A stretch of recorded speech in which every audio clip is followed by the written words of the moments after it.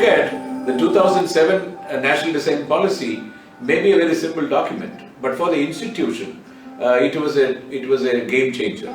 The two campuses which were set up in time from 2003 to 2006, the process of setting up the campuses took place, and thereafter logically in 2007 when the design policy came, and later in 2009 and following the year, the situation with the postgraduate programs made it possible for the institute to become a national institute of national importance. One of my colleagues from NIFT the other way was talking to me, and she was telling me that one of the things which we did, which all the people were watching at that time, how an undergraduate institute like NID, which had only a higher level program attached to it, led to 17 postgraduate programs in a span of less than 5 years. And we had programs like information design, software user interface design, design experience in the two areas of retail and digital experience, and toy design and development, automobile and transportation design. And we introduced the programs of postgraduate programs which nobody had seen at that point in time. And I'm happy that, if emulation or copying is the best form of admiration, then I would say that almost all the institutes in the country have followed suit, by most of them slightly changing the name here and there, but by and large introducing those postgraduate programs. And when a NIFT faculty recently told me that after the graduates come out of the undergraduate program in NIFT, they are all taking to the postgraduate programs which are offered in NID.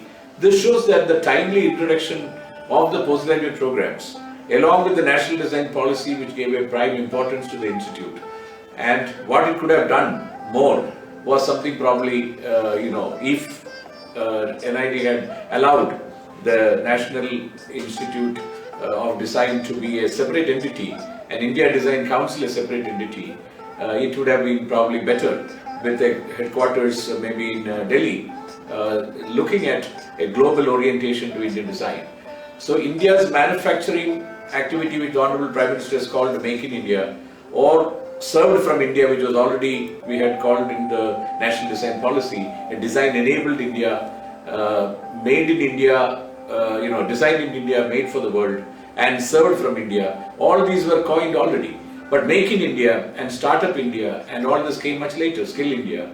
Now, if this transformation is linked properly, design becomes the essential skill of all Indians to convert their thinking into more innovation and to create ideas which will fetch commercial outcomes. It would have been a much better outcome. Unfortunately, I think it was more of holding the meetings, but really having very little outcome in terms of to show where it has headed. And I'm also a little bit peeved from the fact that we had a very strong relationship with the World Body of Design, ICSID. And I'm happy to say that I served 3 terms on the board, 2003 to 5, and then 2007 to 9, and in between 2000, as soon as I began, 2001 to 2003.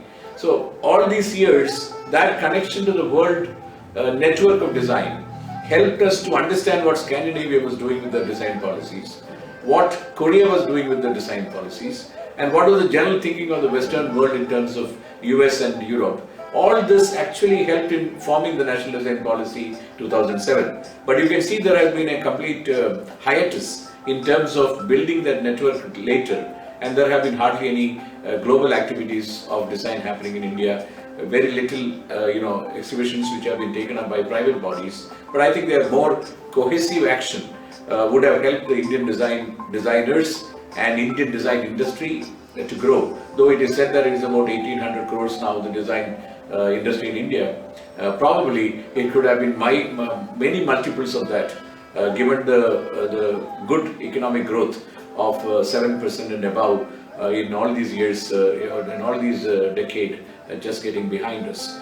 I would comment on the new policy at an appropriate time, but I would like the designers, the industry, the students and the stakeholders to make a conscious evaluation of how the design policy has helped.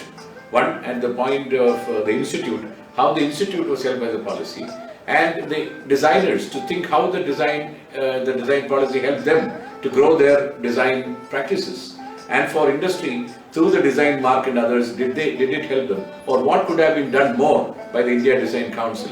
These questions are still, remain to be answered, because finally leadership requires to take risk, and if you are risk averse, designer is not your call.